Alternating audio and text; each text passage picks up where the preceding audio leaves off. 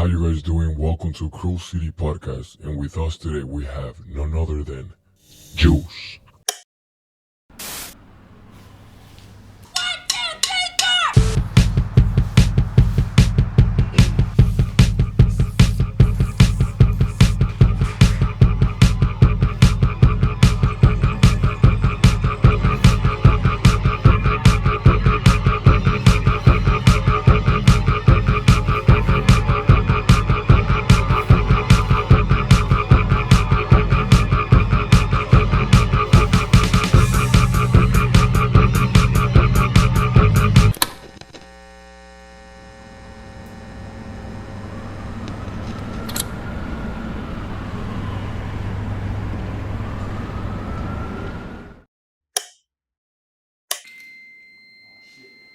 Who is JOOS?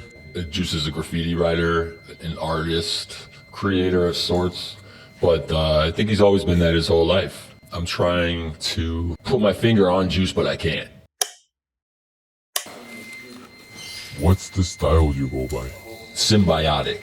It's the first time that I hear that. How you came into the conclusion it was symbiotic? So I had a big job to do at this restaurant supply store 2 summers ago. And this woman said, I need to show my son what you're doing here. And this 15-year-old young man described it perfectly to me in one word: symbiotic.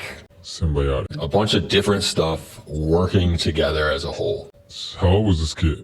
15. 15? Yeah, he's a pretty good artist too. Shout out to the 15-year-old. I told him right away, it's exactly what I said. You nailed it.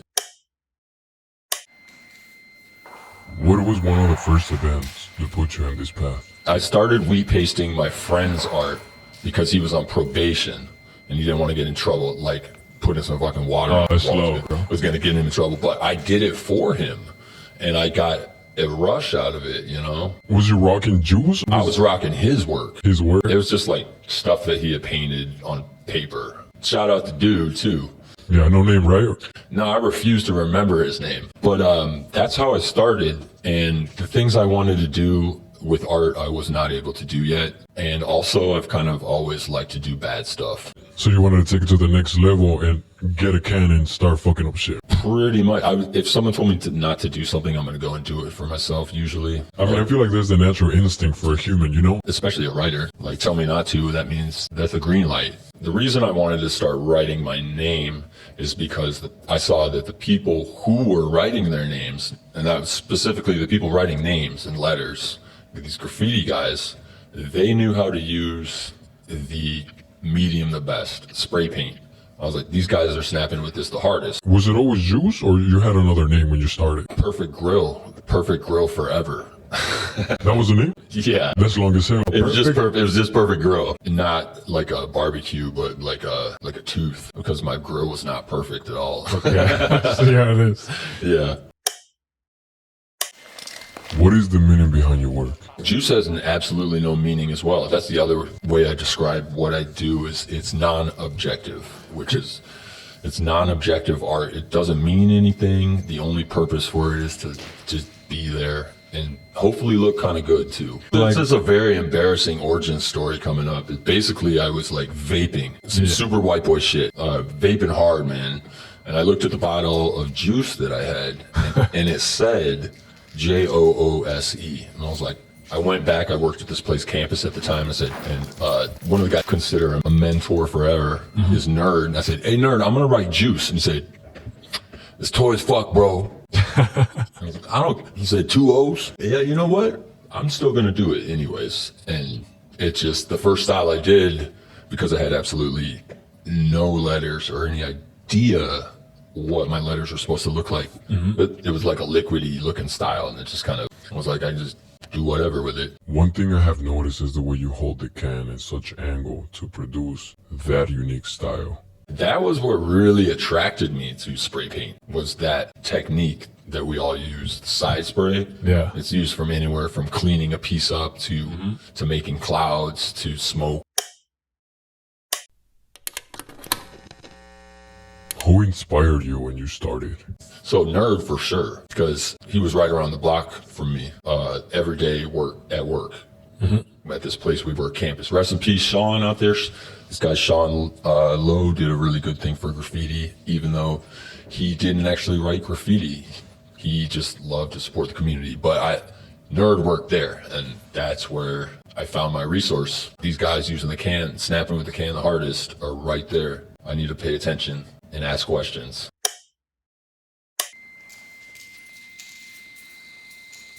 Do you think gatekeeping is something that happens in this graffiti community too often? Yeah, that is something that has existed in battle culture in where I came from originally, which was hip hop music, scratching records, doing routines, battling, question and answer, all turntablist stuff. But people would like hide the labels on their records because they didn't want people biting their styles or their samples of what they were using to juggle with. But Qbert, this guy Qbert, Filipino guy, Filipinos rule the turntable space too, by the way. Qbert blew it off. He won 3 DMC championships in a row and was retired after that and opened it all up, everything he was doing to teach people, because how else was he going to bite it if he didn't teach people to build off of what he already knew? Mm-hmm. And that, to me, is like something that is starting to come, maybe. I don't know. I'm not an expert of the Chicago graffiti scene, nor am I an expert of 2018 on, but I can observe only what I've observed. And I think it's people are teaching each other how to do shit and being like, yo, you should do this style. Here's how to do it. Someone's going to share something. The gatekeeping, it's a lot easier to do now, and I don't think people even realize they're doing it.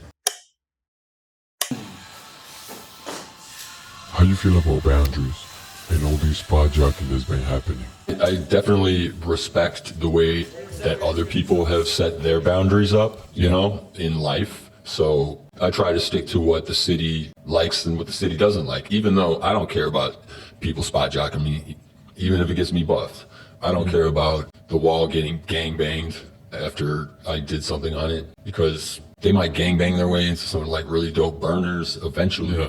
You know, I don't care if the gangs do the same shit to my shit. You know, I just look at it as another chance to paint, and there's more shit on the wall that's not supposed to be there. I just respect people's boundaries. If I cross a boundary, you know, I try and find out if that's what happened. Some people don't even want to give that up, which is their loss. No, not their loss. That's what they are free to do if they would like to. Only they can say it's their loss or their gain. I don't know.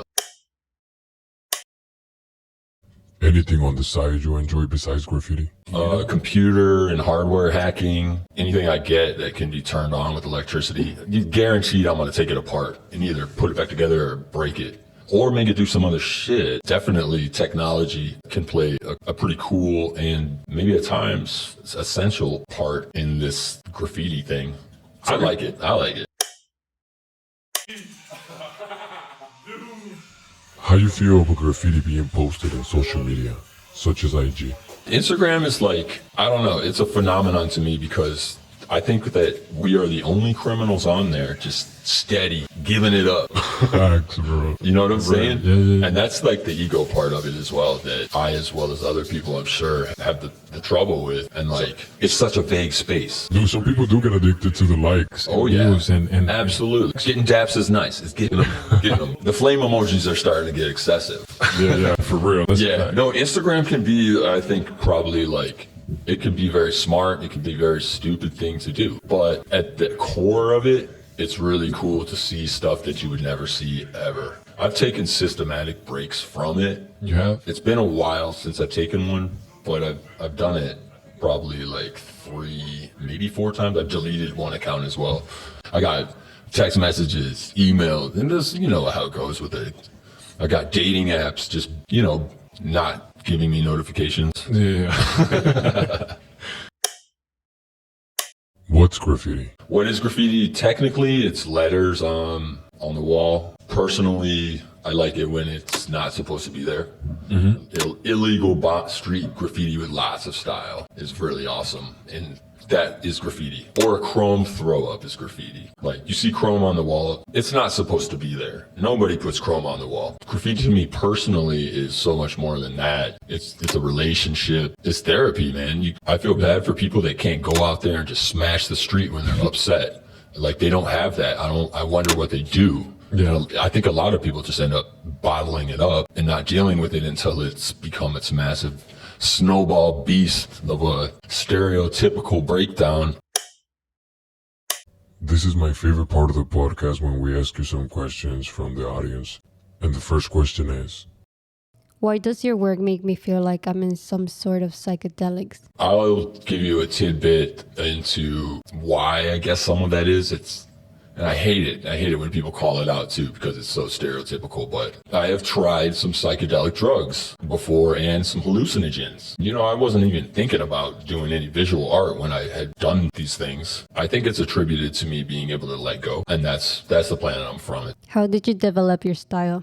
Combination of wanting to be fast in the street. A lot of style comes from street bombing. You don't know that until you actually start doing it over and over again, because when you first start bombing the street, it's not coming out the way that you wanted it to come out when you were thinking about it going out. Either you did the same thing you did the night before, or it's totally ass. But out of that, you start to see little things that you didn't mean to do that you start trying to replicate. It's like a dance with kind of like gravity, I guess you would say. Is it the shoes? The knockoff shoes that I'd be wearing? I don't know. That's just a question. However you want to answer it, shit. No, I think that's a good question, you know. Well, actually, I wear safety shoes whenever I paint. Like, they have steel toes or carbon fiber toes. They have like a Kevlar bottom, because I've stepped on some nails painting before. And it doesn't matter where you're at. There's going to be some nails around. And they sucked. I was with two guys. We were painting a highway spot. They were going first doing crew shit. And I was just like, I'm going to sit right here. It's a construction site. And then a car pulled over. It looked like, and I wanted to go, you know, be on bolo, be on lookout. And on the way back, I stepped on a nail. And they were like, what's going on? And I just had, it was like I had a wooden sandal on the bottom of my shoe that was a small 2x4, just stuck onto my foot. So I did that a couple times, and ever since then, I just try and wear those safety shoe, man. I got some Reeboks. So far, that's been my favorite safety shoe, and then Carhartt boots and hunting gear. Oh my God, for the winter. Did you ever get injured during a mission? Shit, man, I wish I could get more injured doing missions. It's always like before or after. But I'd say probably the most injured I got was jumping off of a 2-story billboard. I was doing a billboard with my friend on Grand Avenue, that big, huge fucking black one. The lights were off, and I was like, yes, I knew it. I knew the lights would turn on at like 2 a.m. or 1:12 or something to deter guys like us from doing this. But we came early tonight, so we're going to do this. And then bam, the lights go on. So I'm like, I might as well check the street out, see what's cracking. And it was just a police officer rolling his window down like, what the fuck are you boys doing up there? Yeah. And I was like, we're coming down. And we just slowly went down. And then as soon as we hit the roof, we fucking jumped off of it. My ankle still kind of hurts from that, like my heel. Doing smart things like doing graffiti in the streets, no injury, but doing stupid shit while being locked out of my own house is how I get injured. Do you think you skipped any steps in graffiti? I definitely skipped steps in graffiti, you know.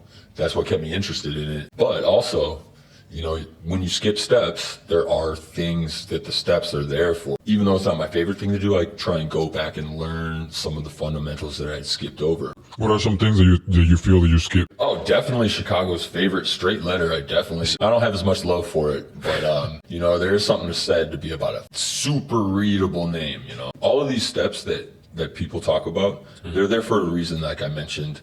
It's because they actually build the writer up into, it's subjective, but the ultimate whatever.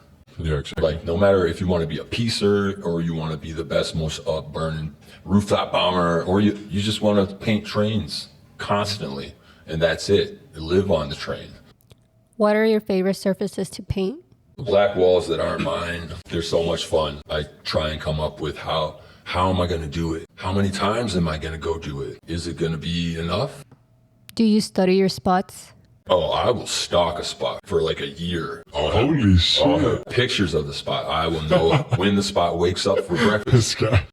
You know, it's like This dude, Bayer made the coolest comparison, I thought, and also almost kind of disturbing, but deadly on point comparison of a graffiti writer to a serial killer. The serial killer does all the same things that the writer does. It's just that their act that they're getting off on is different. They stalk the spot for months, years. They get obsessed with it. They take pictures of it. They try and figure out how they're going to do it. They thrive off of public attention and police attention. Yeah. They revisit the scene of the crime and take photos to relive the experience. You know, they have no fucking empathy for their victim. Who sparked that curiosity in you? My man, Ben, my old neighbor, for telling me, hey, when I was going through some times, he said, you ever thought about looking at graffiti that's out there? I look at it all the time. And I was like, Then he kept on it. He kept being like, look at this dope piece I saw on the way to work. And I was like, damn, how'd they do that? And then, it was kind of like when I first saw scratching turntables for the first time. Yeah. When I first saw actual graffiti being done for the first time, I was like, I gotta figure it out. I gotta figure out how to do it. Where's the hairspray? I'm gonna try that out first. And now I'm making my own cans and shit. What's one event you'll never forget? I will never forget the Black History Month graffiti event at campus in February of 2018, I think it was. It was amazing. Can you give us an insight of what happened? It was just fucking awesome because, so finding out history about graffiti is not the easiest task for a person, even a writer, because it's first you got to prove that you're worthy to hear it.